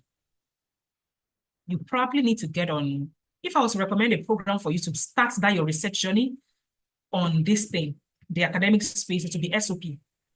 What's that? Write your SOP like a pro. We don't market it. It's a scholarship. We used to market it before, like last year and everything, because again, I've won academic scholarships and things like that. So we used to market it then, but I don't market it, but the course is still there. There's no support on it. It's a self-study course, right? It's a self-study course. That would be my advice to you. You need to get on that course because what is SOP? SOP is statement of purpose. And when you are applying for any academic stuff, the most important document you need to know how to put together is your statement of purpose. If you can do that one, the remaining is easy. Like it is easy breezy, easy breezy, easy breezy. Like it's easy breezy. Okay, that's what I'm just going to say. Like if you can do your statement of purpose well. So I would advise you for your researcher goal, find SOP. Write your SOP like a pro. Moina, please get that link, drop it for him, right? Because if I wouldn't even recommend project management for you because your goal is to get into research. Do you understand? I studied crop protection and environmental biology for BS and MSc program. So you should be getting research in PhD, preferably in the US, because there's always funding for research in the US. Again, get SOP course. I talked at length about how to go about this in the SOP course. Get the SOP course. That would be what I would recommend for you. I don't know. Moina, drop that link. Let him click the SOP course. Like you already have a BSc, MSc. What you need is a PhD in biotechnology. If I Google right now, let me go to you. I taught in depth around how to do this on the SOP course. But if I go right now and even search on opportunity desk, let me find opportunity desk.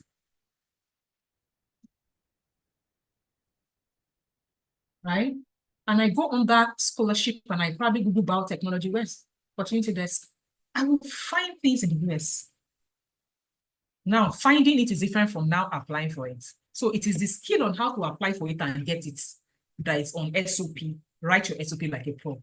If it is finding it, this is like opportunity desk. You go to scholarships, close for postgraduates, scholarships, PhD. Can you see what I just did? Then you can go and search biotechnology. Biotechnology.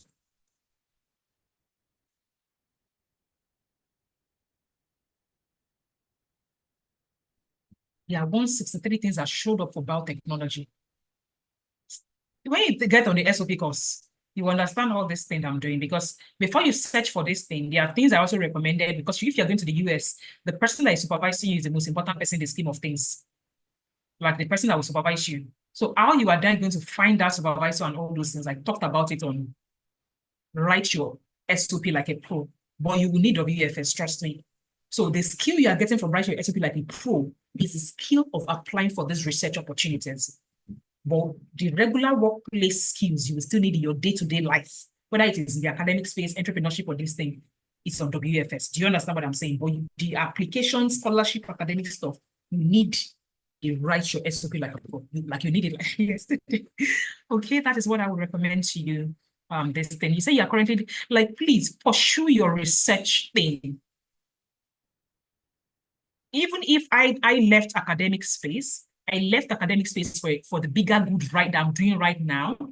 Is it possible I return back? Like I said, I may not return back to it in Nigeria, but I may return back to it outside this country because the kind of research I want to do can only be funded outside this country. Do you understand me? So this is my phase, which is why I always give people clarity. My phase of life right now requires me to be Skill for Work Academy. My phase of life in the next 1, 2, 3 years may be different, and I will go and do something else. Don't be a tree, move. I want to take take WFS and write your SOP like a pro course. Please note like I said, we are not even promoting it. It's just a course we have on our website. But can you follow it and get results? Absolutely. I have people that have gotten fully funded 5 years, $235,000 worth of funding for PhD 5 years in this thing, following that thing. So trust me, when I say it works, I'm not just interested in that line of thing this year and next year. So the course is there, so I cannot offer support for it. That's just it. In fact, right now, when somebody is asking me to help them check something, I said, book my one-on-one clarity session. Do I have expertise in it? In terms of, I said, go and do the SOP course. When you finish whatever you want to do. In fact, on that SOP course, I think there are two versions of the SOP course. There's one that comes with template. It's a bit more expensive than the other one, something like that. I shall know that SOP course, Sha. The version that comes with templates, meaning templates of the kind of letter you write to your supervisor, the kind of email or something like that. I gave them templates of the people that have worked with me in the past that got it. I gave them those templates to probably after they watch the course. I don't even give them the templates immediately they buy. You must have used 2 weeks on the course before I give you the templates. Why? Plagiarism is a major thing in the academic sector. So I would say you must have learned first before you then try to say, okay, what did another person do? Let me now try it. So can you say 163 opportunities in the biotechnology sector by just going to opportunity desk, clicking on scholarship, PhD, 163 at the PhD level. Don't sleep on it, please. So I said, when the person now wants me to come and review, they cannot go and book my 2 hours clarity session at 200K, I mean, 215 or something like that. And they can now pay me to now say, let me sit down with you for 2 hours to maybe, but you after you've done the work, I cannot do the work for you. And I say, okay, based on the expertise, this one you did it where you didn't do it well. That is what I would advise the person to do if this was you. I'm not sure you need project management right now. I'm an HSC advisor in where I work. I have masters. So this is the last question I'm taking. Yeah, that's the last question I'm taking.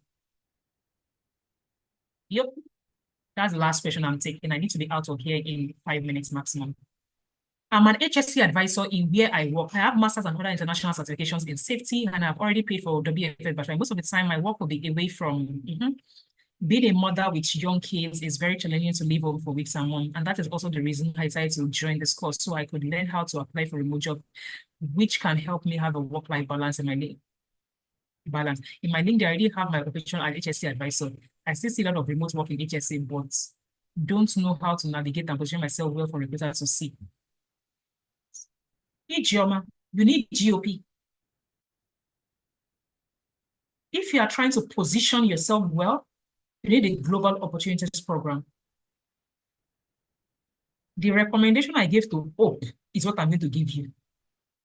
You need WFS to give you the skills you will use to work remotely or even get you like, to understand this remote work terrain.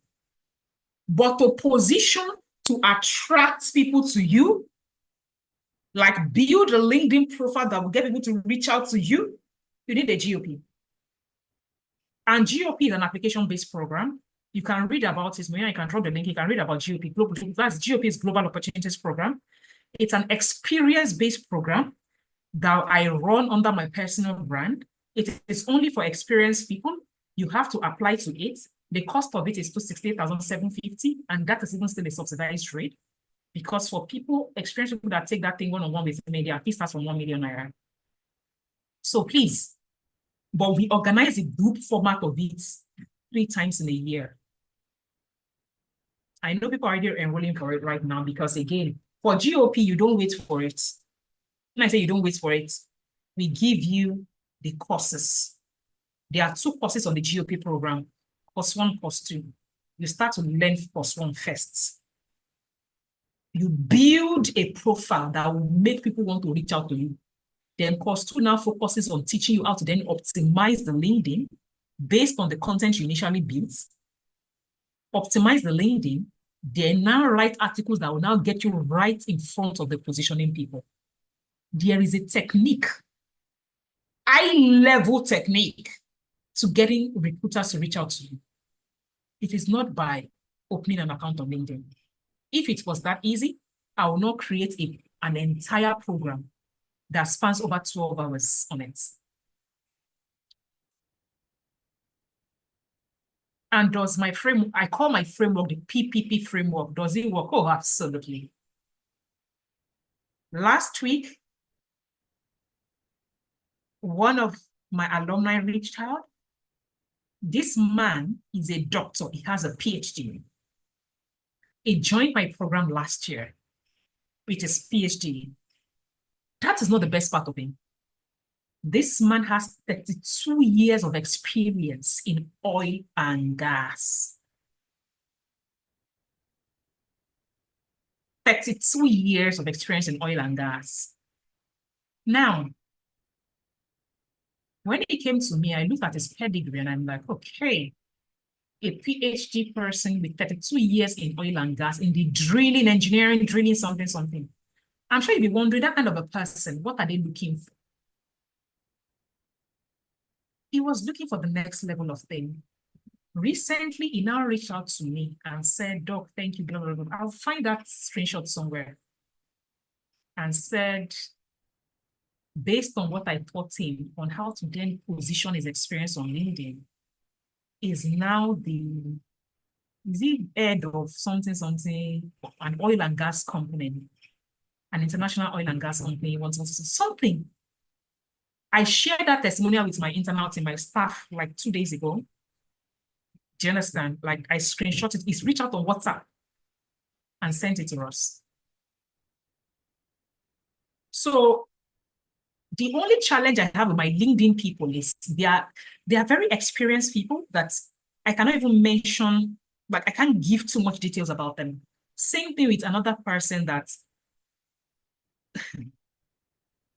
I don't even want to go into the details of that one. The kind of opportunity she has gotten, both home and abroad, it's mind-blowing, right? Like the kind of mind-blowing that you cannot say it on social media.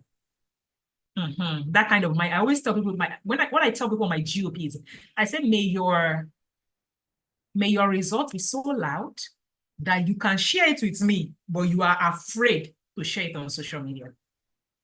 May your result be that good. So my advice for you, HSC is an amazing, amazing field. There is shortage of HSC professionals globally. So you have an amazing thing at hand. If I Google health, safety, and environment now, HSC, amazing, amazing. Let me reset the resets. Show experiences thing. Let me show United States, right? For HSC. It's a field that they need. I need to clear this filter.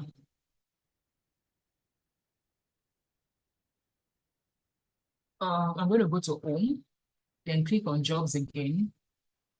I need to clear my filter.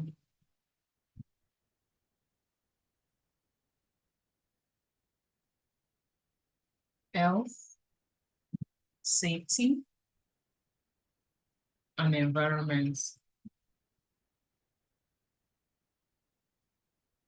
201. Let's click on remote.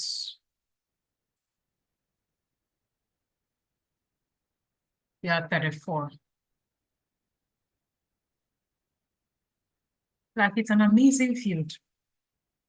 And you can totally attract this thing. But you need, trust me, I cannot even, you need WFS and GOP. You need both of them. GOP starts November 8th. Let me rephrase that. The support for GOP starts November 8th. It has already started. How do I mean it has already started? People that have paid us already, we've given them the course. Why? The very course, the first part of the GOP course, it's going to take you time to do it. It's going to take you time. It is not like I will give you, go and do this, go and do this, go and do this. And by the time you need to get it done. In fact, one of the activities on GOP is to go and ask your stakeholders certain questions. And you need to contact your stakeholders. You need to ask them those questions. It's like GOP is like a systematic life program. One of the people that was talking about that, she took GOP last year, January.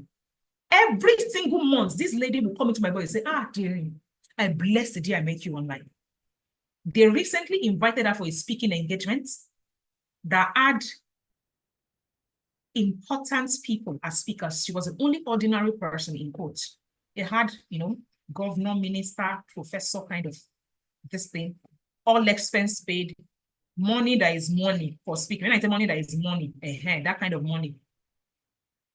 And she's a professional. She didn't come to GOP to get a job. She has a job, a good one.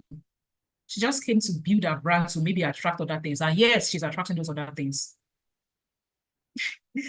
Like, I can't even talk about everything she has been able to get for herself off LinkedIn.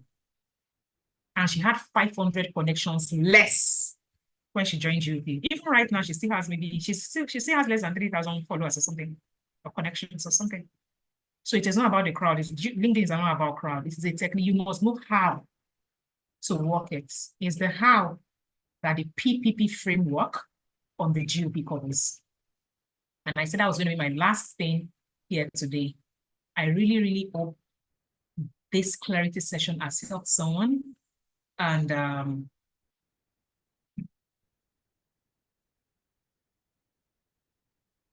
I really, really hope this answers your questions.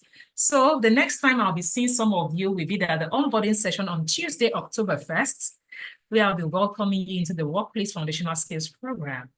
And I look forward to seeing you in that session. On that note, I will allow you all. Oh, one more thing.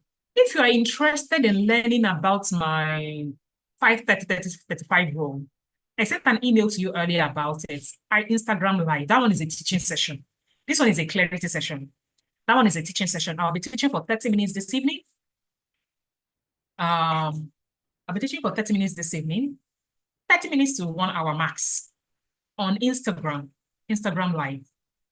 Look for iTrain Africa or Skilled for Work on Instagram Live. I'll be teaching how to get like global remote jobs. That's what I'll be teaching. I won't be sharing screen, but I'll just be teaching my principles for doing that. Okay, so join me. And, I'll see you there on Instagram at 7 p.m. West African time. So you can unmute yourself and say your bye-byes. Everybody can unmute themselves if they want to, okay? Can unmute yourself. Thank you, Doc. It was quite insightful. The section was really Have an amazing evening. See some of you later today. See some of you on October 1st. Bye. Thanks for your time. Yeah. Bye-bye.